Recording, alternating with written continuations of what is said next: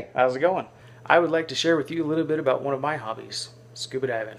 But I want to do more than just talk about tossing a tank on your back and jumping in the water. I wanted to go a little bit about what it is to scuba dive in an unnatural environment and some of the physics that are involved and what happens to us as we go underwater. We're not really supposed to be there. That's not our natural environment. Those are things that were going through my mind, at least when I was getting certified in a lake. I could only see 4 or 5 feet, and my mind kept saying, "Why are you breathing underwater? You need to leave. You should not be here." Luckily, I got over that initial reaction, and I've been able to enjoy diving in the ocean, different areas in the Midwest, and really have come to appreciate being able to be underwater and see the different environment that a lot of people really don't get access to.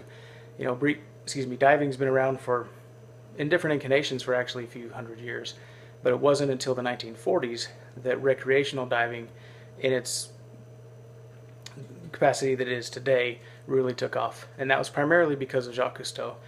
He was able to help develop a breathing apparatus that allowed people to be underwater for an extended period, and that really got the ball rolling for creating scuba as it is today.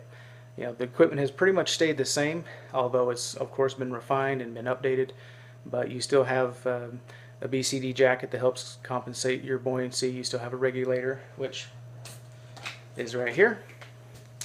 You've got a first stage here that hooks to your tank.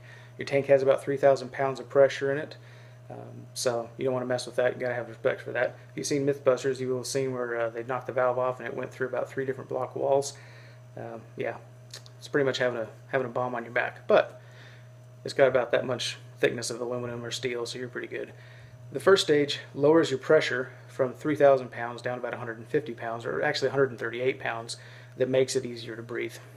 Then you have your your second stage rather, and then your backup, your octopus, that you breathe from.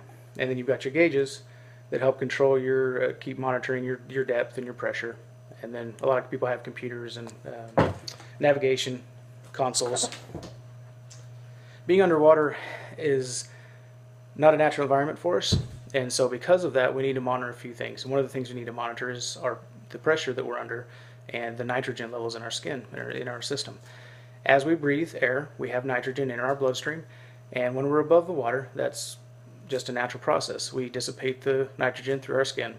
When you're underwater, the deeper you go, the more pressure is exerted upon you. And because of this, the deeper you go, the less nitrogen dissipates from your skin, and that stays in your body. And if you stay down too long, then you start to get nitrogen narcosis and you start to get sick.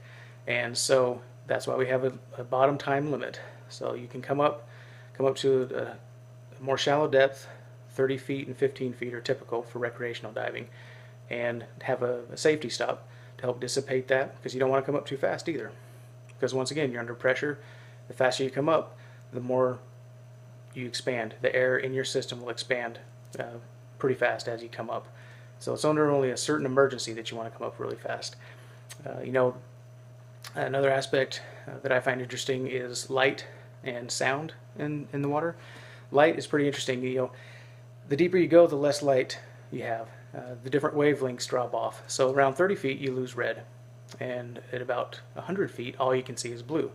And many divers take lights with them when you get down that dark, because obviously you can not really see very much, and it affords you an opportunity to really see. And so a lot of the videos and things of that nature obviously have lights on them that help bring to life all of the cool environments and the colors that are underwater. When you're underwater, the water also pulls heat from your body about 20 times faster than it does up on land, and so you a lot of times will wear a wetsuit. Even when you're in a tropical environment, it'll suck that suck that heat right out of you. That moisture will. So you want to keep an eye on that too. In the water, you also use buoyancy compensator like this. It has a bladder in the back to help keep you buoyant, keep you neutral. You want to stay off the reef, stay off the floor.